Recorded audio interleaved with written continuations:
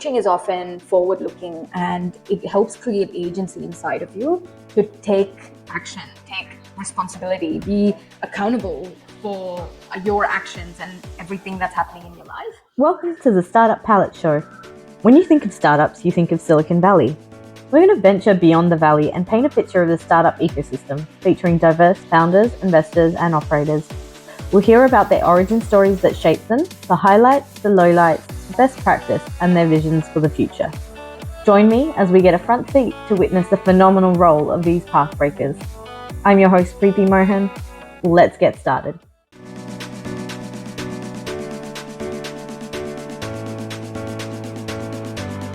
Welcome to the Startup Palette Show. Today we're joined by Paulwyn Devasundaram from Medoo. Paulwyn has been a software engineer and a multiple times founder. Welcome, Paulwyn. Thank you. It's lovely to be here today and to chat with you. Thanks for having me. Do you want to tell everyone a bit about your story and your journey? I am an engineer by background, like you mentioned. Did computer science at university in UQ, University of Queensland. Before that, I studied electronics engineering in India. That's where I'm from. And have been interested in computer science, electronics in that engineering space for a very long time. In between, I worked at some large tech companies like Atlassian and Canva, and also at some smaller startups, and tried founding my own startup as well a couple of times. Let's talk about how you grew up and stories from your childhood. My parents are both knowledge workers, I guess, in a sense. My dad used to be a professor, and my mom, she started off as a teacher, and then when she ended her career, she was, I think, director of education in the state where we're from. So they've always been interested in education. They've always known the value of education. So from very early on, they encouraged us to find something that we enjoyed studying and really put our heart into it. And you might know from experience, yes. Actually, my mum is also a lecturer. Yeah, awesome. So they were, really keen on education. We went to very good schools. And you probably also know that it's quite competitive, right? So there's a lot of effort that goes into getting good scores so that you can go to good universities and set yourself up. So a lot of my school was about books and studying and spending a lot of time doing that. But luckily for me, I guess I loved it. I loved reading. I loved studying. I was also somewhat naturally good at it. And then ended up getting good enough scores to go to a good university. And started off with electronics engineering, but then discovered that I loved computer science more. I enjoyed being able to build things very quickly, and then putting it in front of people and getting them to try it out. Like, that's really awesome. The dopamine hit of when people use something you've built and hearing them try it out and give their feedback is incredible. What made you move to Australia and Queensland? At the time, my partner moved to Australia. So I kind of followed that and came to UQ and fell in love with Brisbane and Australia. And I think the thing that struck me at first when I came here was that people really care about their work. And I found that really impressive. People really care about the contribution they make to the world, and they care about trying to find something that they care about so that they can do good. They can do a good job. That was a bit different to India, where often jobs can be just about getting paid. Interesting. And like you spoke about how there are high expectations there, but it sounds like it's only at school and it doesn't necessarily translate to work. And it's very interesting, I think, because it ends up being like once you've left university and you've started your career, it's almost as if the external, like whether you have a beautiful house and a fancy car, and that's the kind of stuff that measures success, not necessarily the impact that you are making.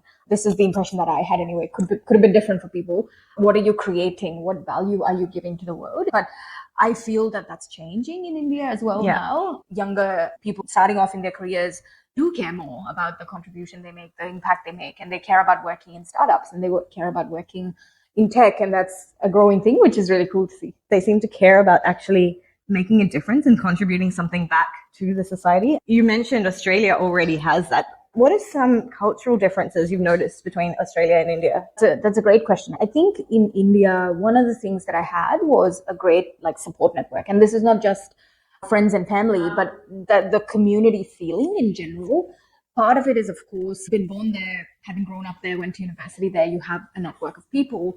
But I found that in Australia, it was more individual, like it's more individualistic, which is very freeing, of course.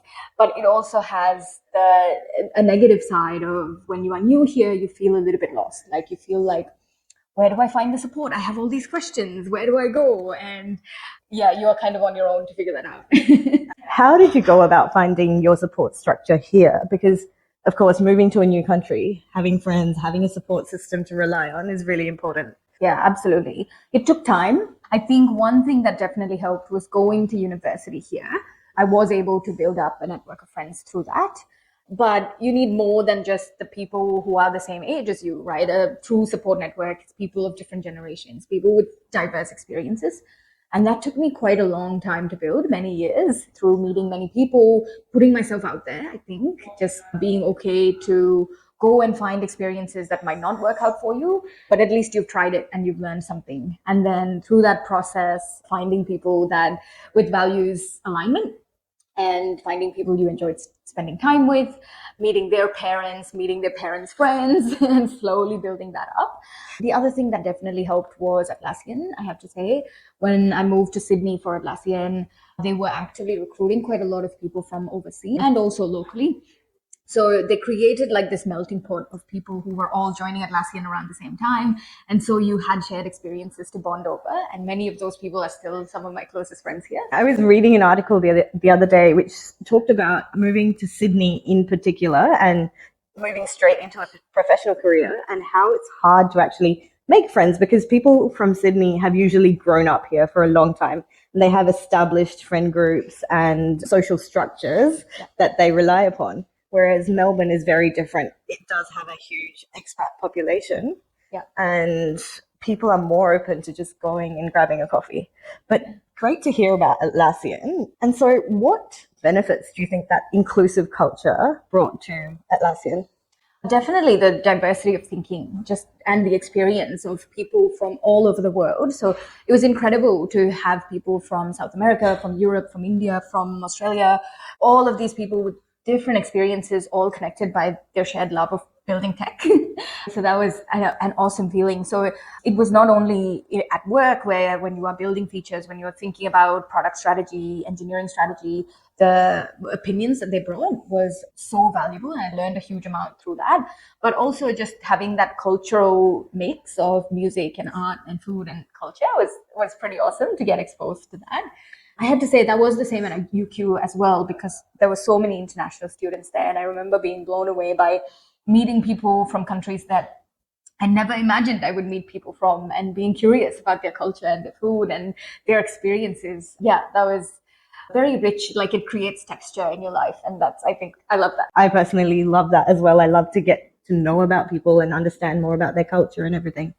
How has it deepened your empathy for people that aren't the same as you? I think it's broadened my horizons massively, broken some biases that I had, unconscious biases that I had in the past, and also made me actively want to seek out that diverse opinion. Like now, every time I have an idea or a thought or an opinion, I actively try to seek out people with contrary opinions or contrary ideas so that I can hear that perspective. It's made my internal monologue much more balanced. And it's made me also question things that sometimes we just take for granted, like things that are just, discussed in the media. It's made me question things more and be like, really? Like, is that really the case? Or is there more to this story?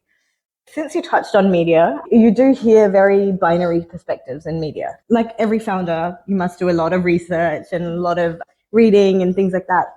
It's an eternal journey of learning, right? Yeah. How has the experiences you had shaped your thinking in terms of consumption of content? Almost all mainstream media, even where they try to be so unbiased, is biased and not very nuanced enough. So it's a bit disappointing. I think it's a little bit of the side effect of the digital age we live in, right? Everything is driven by clicks. The more clicks, and of course that's going to drive content that is not necessarily nuanced because drama is what gets clicks. So it's a bit disappointing. But I think what I tried to do is collect sources that I can go and have a look at. So for example, instead of just looking at news from Australia or, the Western world or English speaking countries, I try to actively read Dutch news, Indian news. So I get all those different perspectives and there's balance instead of being in this bubble and feeling the frenzy of the bubble. I try to, actively seek that out, and I try to not get too sucked into whatever it is that is being drummed up. It's one thing today, it's another thing the next day, and it's all a big deal.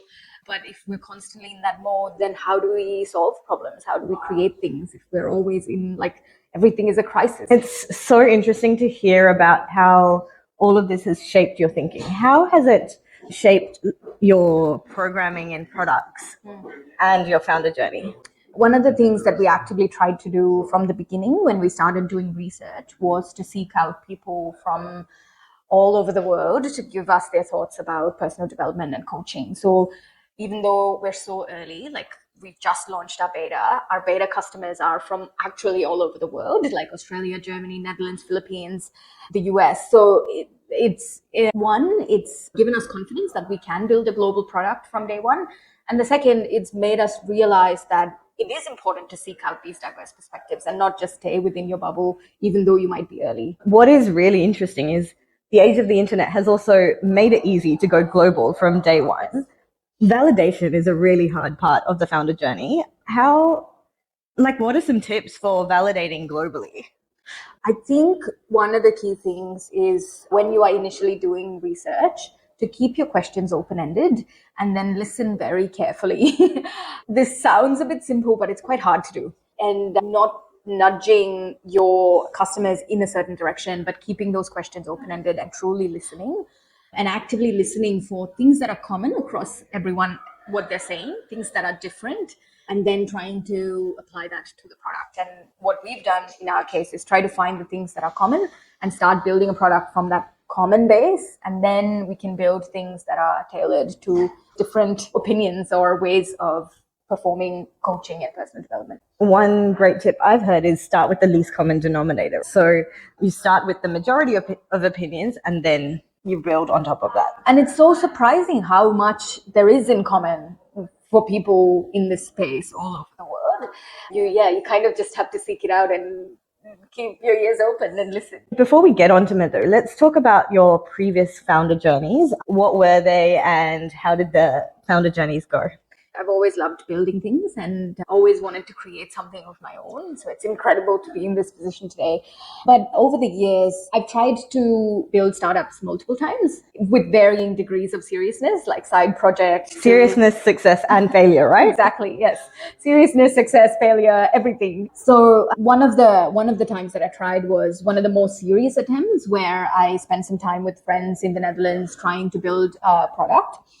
Unfortunately, I couldn't build enough conviction in what we were building, and I just couldn't see myself feeling passionate enough about it to continue working on it and go through the grind of being a founder, which is a grind and it's hard. I'm glad you say that because it is important. As a founder, you need to really share the vision and be there, committed every step of the journey. And I think moving away from it, you really need to have conviction either way, to stay or to move. I think the conviction is super important because that's what carries you through the days where you feel like, I don't know how I'm going to figure this out. So I didn't have that with that idea, and I do have it now with Medoo, which is awesome. Yeah, so that was my number one learning, that conviction really makes a difference. And the second was, you might be great friends with people, but you might not have a good working relationship. Don't assume that because you get along really well means that you have a great working relationship. And unfortunately for me, that was a lesson I had to learn through experience. And I don't think I handled that very well, being a young startup founder with very little experience. So the other lesson there for me was to vocalize anything, any concerns, especially something like lack of conviction. Vocalize it early so you can discuss it and figure out what's best for the team and the business and the product, rather than let it get to a situation where it's not pleasant for everyone involved. Luckily, despite all of this, they went on to build a successful company, which I'm so proud of them for. And I think they've exited recently. So that's, pretty awesome. You spoke about being able to vocalize. I think trust and transparency is a crucial bit of the founding journey. What other lessons have you carried forward into finding your new co-founder? Yeah, trust, absolutely. So my co-founder now is also my partner. So we have a really strong foundation of trust built over years, and that's definitely helped. I struggle to think of how I would be able to build this level of trust unless I have worked with someone very deeply in the past, for example. Because, yeah, like you said, it's so important when you're having discussions, when you're having differences of opinion, that foundation of trust and respect is so important to be able to have a productive outcome at the end of the discussions and differences of opinion and everything else that goes on. Your co-founder is also your partner. How has that been in managing both sides of the relationship? Yeah, it's so tricky because it's so easy to fall into the pattern of just thinking about work and talking about work all the time. That's not healthy, right? That makes you so one-dimensional. So we're now actively trying to make time to say, this is our time. We don't talk about work now. And spending time with friends, where our friends are so great in that they'll ask us, do you want to talk about Medoo or do you want to just do other stuff? And if we just want to do other stuff, then we just do fun things. But yeah, having our friends supporting us has been incredible. And being self-aware, having coaches ourselves has also been incredible because they act as a mirror. They hold the space for you to be more self-aware and grow through that. But yeah, it's a learning experience, right? We haven't got it all perfect and we may never get it perfect. But yeah, I think it's an incredible privilege to work with someone that you are so close to. So loving it so far. And a relationship that is built from a foundational trust and respect. I think that definitely helps translate. But I've heard other stories about people who have partnered with their partners. Yeah, and it's early days for us. So this is what we've learned so far. This has been our experience so far. We'll see how it evolves, and hopefully we can keep going in a similar way and keep addressing anything that comes up and create something that people love using. You mentioned about coaching and how it's helped you a lot.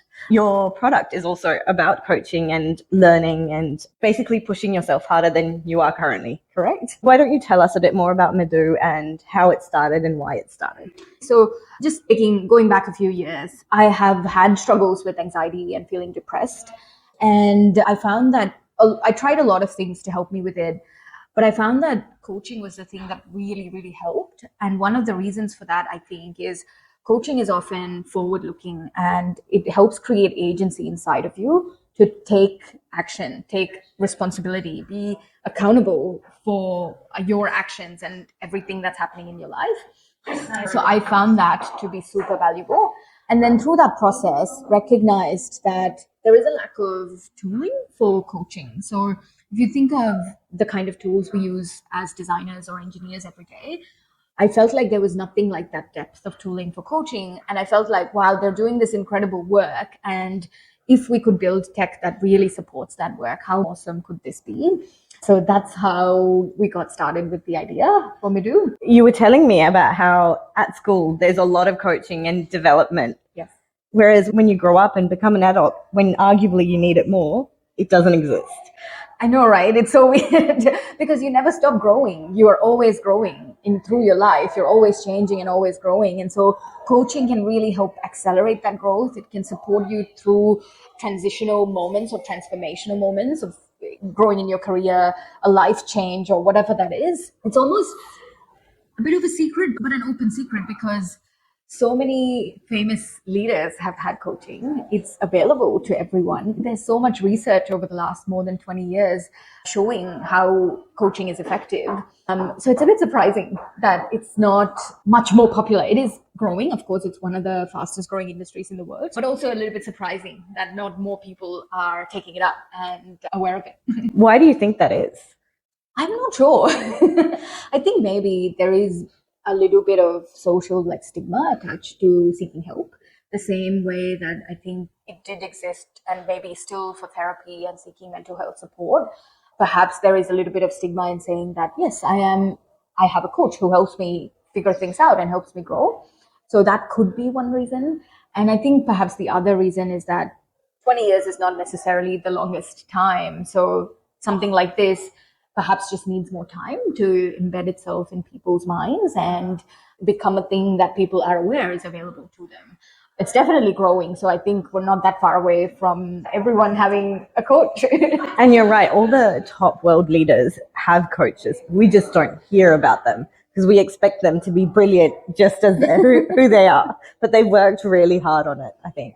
And you mentioned the word stigma, and there is a lot of stigma around depression and anxiety, and it's something that founders go through very regularly. How have you overcome it? I think the founder journey, I'm still very new to it, so I can only imagine what it's like when you've been doing it for many, many years. It is up and down, and the ups and downs can be quite sharp. In a single day, you might feel like, yes, amazing, we've accomplished this. And then the next moment, you're like, oh my God, what are we going to do next? Kind of ups and downs. And I think there could be a lot more support, to be honest, for founders, just being okay to talk about it. I don't think it's fair to expect founders to be this like amazing, ideal person who's perfect. So I think there could be a lot more support, especially for founders, but for people in general. And I think that that is happening, right? There are so many people working in this mental health space. And I think that's awesome. More people willing to talk about it, giving their balanced views on it. And for me, the way I deal with it is working again with my partner is super helpful because he can recognize the signs of, oh, you're feeling anxious, and point that out to me. So that's pretty awesome. Continuing to work with the coach has been awesome. And actually building Medoo and using Medoo has been incredible because as we build the tool out, I see myself growing through using the tool. That's validation right there, right? That is validation, I think. How has it been for your family that's overseas to empathize with you on this founder journey? It's hard for them to understand exactly what it's like, but they know that it is not easy. So they reach out to me, ask how I'm going, try to support me however they can. And both my family and Alad's family are investors. That's real support, right? Putting your money where your mouth is. So, and that gives us extra motivation as well to give our best and better because we see that they have faith in us to be able to do this. And that means more than anything else. Even though you're far apart, like that support of family and that the fact that they have invested into your company is the biggest stamp of approval that you can get. Hopefully we can give them some great returns. So where are you along the journey with Medoo? What stage is the product at? So we've been doing research and building for the last 6 to 8 months. And we've recently just launched our beta, which is so exciting. And what I love is that we launched it on schedule. And we were super capital efficient. We've started onboarding coaches to the product, and we have, at today's count, I think we have just over 50 people using it actively, which is pretty awesome. If you had told me last year, towards the end of last year when we were getting started, that we'd have a beta product by now and people using it, I would have been like, yes. The end customer for your product is coaches. How does it translate to the customers that actually need coaching? Yes, the end customer is actually everybody. But the product, how we've started is through coaches. So coaches sign up to the product and they onboard their clients. So if I'm a coach and I have 10 clients or coaches, then I will bring them into the tool. And the tool has a shared space, like one-on-one shared space with each of my coaches that we can then use to collect all of the coaching data and document the coaching experience, visualize growth. So the end customer, in a sense, is everybody who is a coach or getting coaching. But the way that we structure the product is that the coaches sign up and then onboard their clients. Amazing. And how has your journey to fundraising been in this space? Yeah, it's been, well, we've raised a pre-seed round earlier this year, and it was a great experience just to put ourselves in the shoes of an investor and look at the product and the business from that perspective. We had been part of the Afterwork community last year, so we joined the Afterwork community. Initially, we were just planning to bootstrap Medoo, and the main reason for that was because we wanted to get to this point where we had validation that the product has value to people before we considered raising external investment. But then when Afterwork reached out to us saying, let's have a chat about whether it makes sense to take on some investment now, we discussed it with them and we recognized that beyond just the money, the value was being able to tap into the community and the networks of investors and also having their support and having access to their time when we needed it. So even though we're two founders, the startup is not just the founders. The product is not just the founders. There's so many people that contribute to creating this. So in a lot of ways, our investors have given us their time, their expertise, their knowledge, and that's been so much more valuable than just having the capital. It is important to have investors that add more value than capital. especially at such an early stage. What are some things for founders to look out for when they're basically doing their due diligence on the investors? Yeah, we really tried to find values alignment, and this can be quite hard to do because the values are not things that you just say they are, right? It's how you live and how you do things. So we tried to find people who were, one, really interested in personal development and in the coaching space. And many of our investors have had coaching themselves. Some of them are coaches as well, so they understand the value of the space.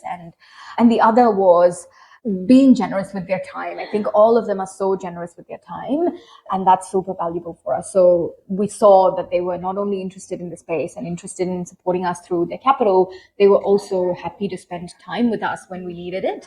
We really tried to find whether they aligned with our values. How do you balance the relationship with your investors so that it's mutually beneficial? Yes, I think one, we try to be very respectful of their time because it's super valuable. We know that they have quite a lot going on. So we're super respectful of their time. And any commitment that we've made to them, for instance, sending them monthly updates, we stick to that very religiously. We know that it's important to build that trust with our investors. So any commitments like that we've made to them, we stick to it very religiously.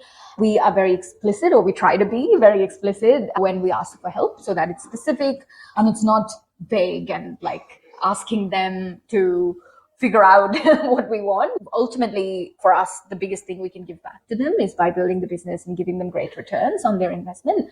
So we hope we can do that over time. I think that's what any founder wants, right?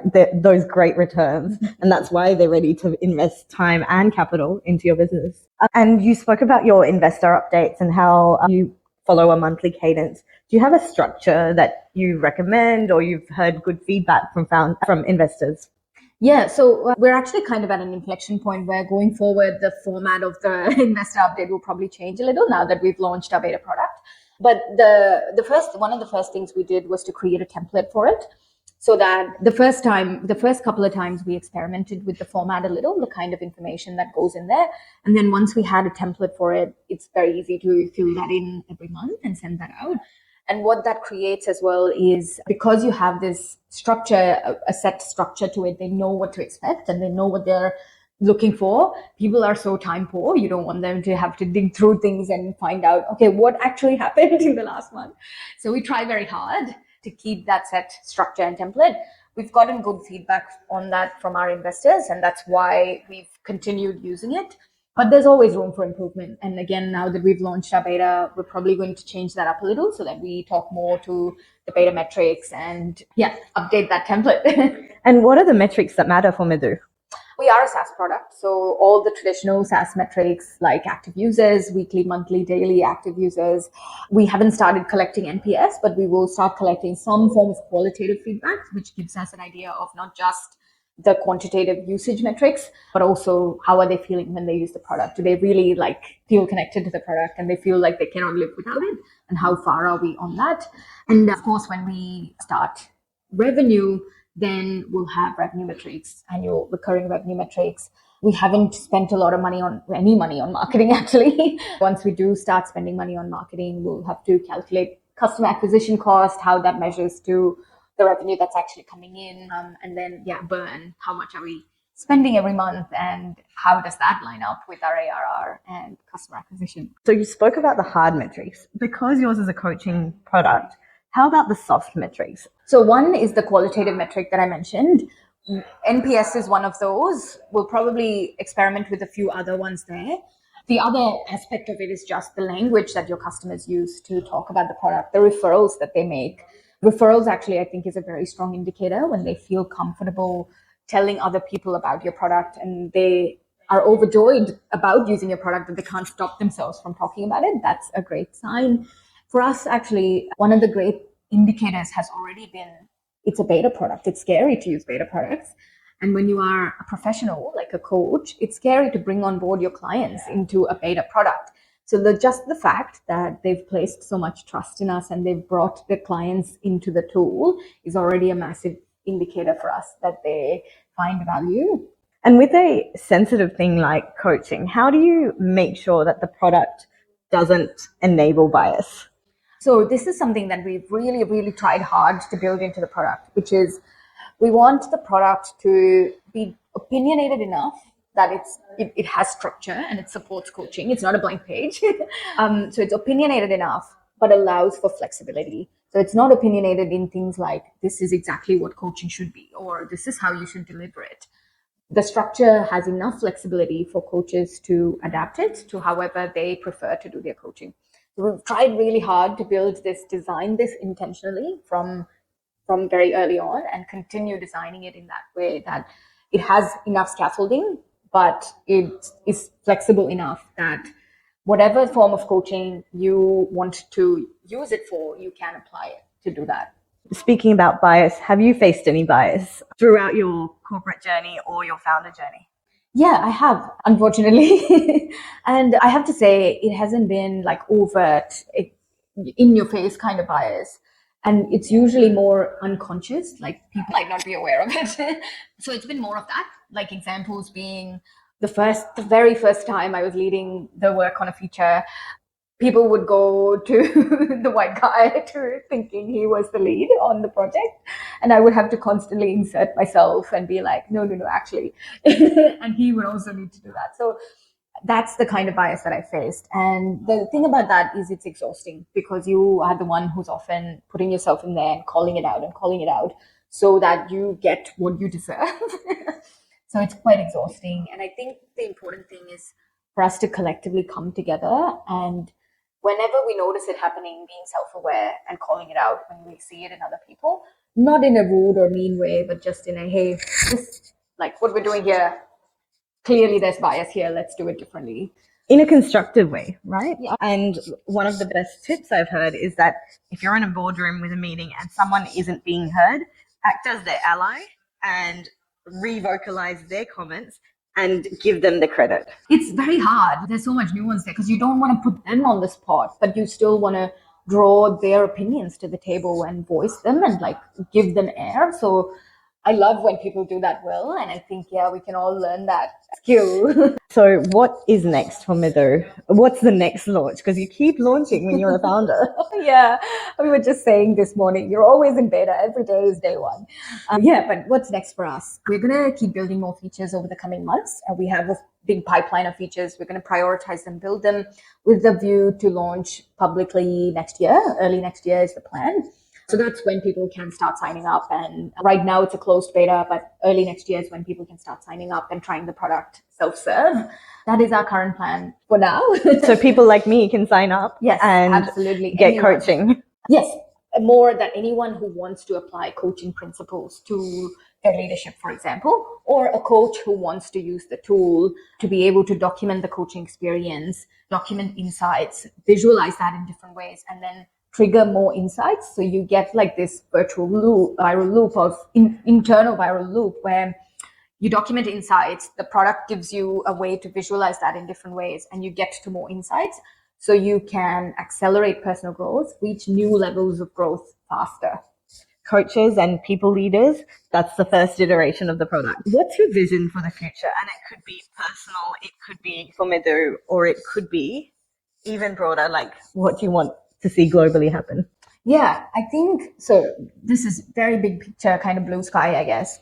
We're all aware of UN's Sustainable Development Goals, right? And if we're aware of them, we probably also know we haven't been making a lot of progress towards them, towards getting rid of poverty, towards doing something about climate change, really doing something, towards coming together and living peacefully even. I'm not sure if that's on the UN's Sustainable Development Goals, it should be. And we haven't made as a lot of progress towards these things. I wish that we'd made more progress.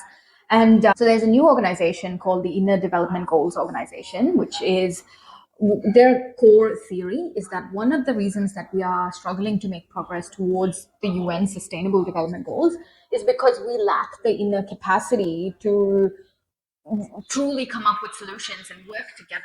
We need to grow internally as people in order to be able to achieve those goals. So my big kind of vision is that Medoo contributes to that, to helping everybody grow internally and grow faster, reach new levels of inner development. And thus we put ourselves in a better place to reach those sustainable development goals and then go beyond that, because that's the baseline of where we'd like to be. And then beyond that is many, many more things. I think you've put it beautifully. What I really liked about it is it touches on the feeling that internal peace and internal growth is what's going to translate as external growth. Yeah, and that's again a lesson I've learned over the years of what's inside is what you project. So if internally you are having struggles and you can't grow, then how can you be expected to contribute externally? Yeah, so that's our vision for Medoo, that everyone uses it to grow internally, grow their inner development. Thank you so much, Paulwyn. I really loved the chat. Thank you for being on the Startup Palette Show. Thanks, Preeti. Likewise, it was lovely to chat. Great, thought-provoking questions. Thank you. Thank you. Thanks for tuning in to the Startup Power Show. If you had a blast listening to this episode, come on board and join our incredible cheer squad. Spread the startup love by sharing the episode with your friends, leave us a review, or drop us your valuable feedback, comments, or burning questions. Stay tuned for our next episode, where we'll shine the spotlight on another startup superstar. I'm Preeti Mohan, and I look forward to seeing you next time.